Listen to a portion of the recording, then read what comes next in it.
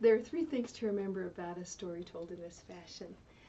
The first is that scale doesn't matter. So, our King Solomon here could be friends with a honeybee, but it's not really a gigantic honeybee. It's not the size of a doghouse, because that would be terrifying. Instead, make, in your imagination, make the bee little tiny, so it's the right size, or make Solomon big. But you're going to have to use your imagination. And another way you have to use your imagination in these stories is for faces. Because I want you to imagine, what do you think King Solomon looks like? And maybe you need to imagine his clothes too. We know that King Solomon was clothed in wisdom. That's the gift that God gave him. So what do you think the clothes of wisdom look like? And the final thing we need to remember today is that for a story like this is a Waldorf story, we bring it to life with a song. We ask for the help of Mother of the Fairy Tale. Mother of the fairy tale, take me by the hand with you. Sail me in your silver boat to the land where dreams come true.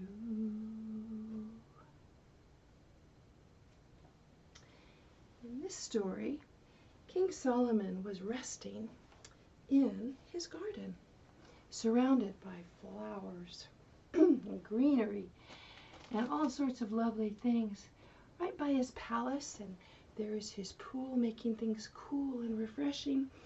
King Solomon was generally doing king work, drawing lines on the kingdom and settling disputes between people, and he was so wise that there was generally quite a long line waiting for him.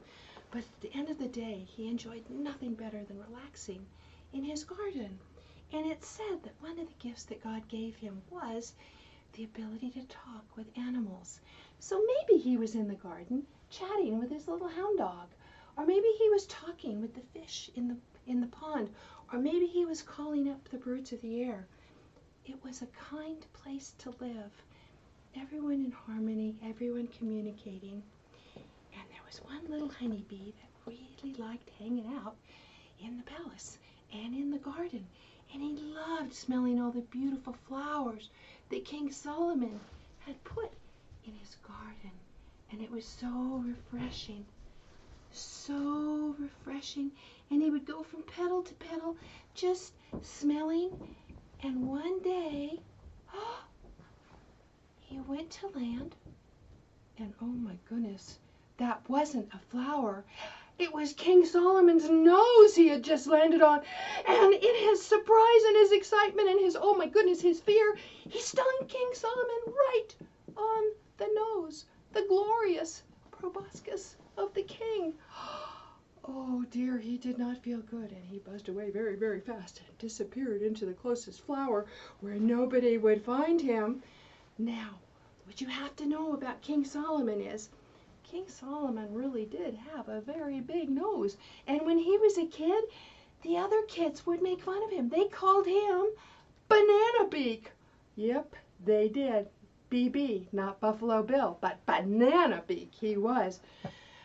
It goes to show that even a banana beak, no matter what name you're called, doesn't mean you can't grow up to be the wisest man in the land, no matter what name they call you when you're a child. Well, at this moment, that banana beak was growing, and it was pretty big to start with, but now it was a lot bigger and bigger and bigger. It was all the way out to here now. Oh my goodness, it was the biggest nose anybody ever saw, and it hurt, and it stung, because bee stings are not pleasant. And King Solomon let out a mighty yell and said, "Flying creatures, all of you who buzz, you bees, you honeybees, you yellow jackets, you wasps, you hornets, all of you come to my garden." And they did. In great numbers, they did. And the noise was rather horrific. Oh my gosh. The humming was in the air, full of bees and bumblebees. You could barely see for the fog of And King Solomon said, "Settle." And down they all went to listen. What was it that King Solomon wanted to say, and why had he called them all to his presence? He said, "Who dared to sting my glorious nose?" Well, our little honeybee, he was hiding in the palace, still pretty scared. This is King Solomon after all, and he's just a honeybee. But in he went, brave little guy that he was. In he went and he said, "It was me." King Solomon said, "Why did you sting my nose?" And the honeybee said, "Oh, King Solomon, I was enjoying all the flowers and all the petals and the lovely smells, and I thought your nose, I just landed on it, I just thought it was another petal. And as soon as I realized it was you, I got so surprised that I stung you, and I didn't mean to, and I'm so sorry." And the little bee was, after all, shaking, because that is what bees do when they fly. They tremble in the air. And the King Solomon said, "What shall I do with you?" And the little bee said, "Oh, King Solomon, I know you could swap me right out of creation, but if you'll just forgive me this one day, someday I'll make it up to you." King Solomon said, "How can a little bee like you make this up to me?" And the little bee said, "There are many wonders in this world, King Solomon, and if you give me time, perhaps I can make it so." King Solomon was angry, and his nose really hurt, but he thought, and in the depths of his wisdom, he knew that he should let that little bee go. It hadn't meant to sting him, and he said, "All right, little bee, we will go our ways, and someday, perhaps, I will call on you." The little bee snuck back to the palace, where he hid for a number of days in a nice flower that was close and easy to hide in. King Solomon's fame grew and grew and grew. Everyone talked about how wise he was, and as his fame grew, it went to countries past his own borders, far, far away, far as Africa, where there lived the Queen of Sheba. Now, the Queen of Sheba was wise in her own right. She was also famous. Maybe King Solomon had even heard of her. Famous for being so smart, and by the way, quite a dish. Well, she decided she would go to see King Solomon, first to see just how wise he was, and second, to have a friend. A wonderful friend, a ruler friend. So off she went. She brought many, many gifts with her. It took the camels a lot of days to get there. A very large camel train accompanied her until she reached all the way to King Solomon's kingdom. And he was so happy to greet her, a fellow ruler, and so very beautiful. Well, she wasn't quite ready to give him wisdom right off the bat. She wasn't going to say, "Yep, you're the smartest guy I ever met," just like that, because she was not only beautiful, she was also very, very smart. And a word we might use, cunning even. She was crafty. She had all the presents, but before she bestowed them on him, she put him through many, many tests. History doesn't remember all of the tests. In fact, history only remembers one. But he passed every single one. He really was a very smart man, as well as wise. Her final test is the one that we remember. Her little camel brought forward some flowers, and he put them in the pool by the palace. Now, we only have 2 bouquets of flowers today, but in some tales, there are 12, or even 16, or even 100 bouquets of flowers that the beautiful Queen of Sheba brought.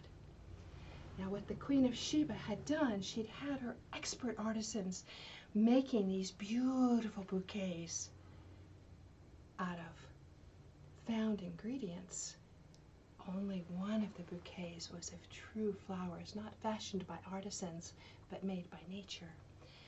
The Queen of Sheba said, King Solomon, the last test is to see, can you discern, can you tell what's true from what's false?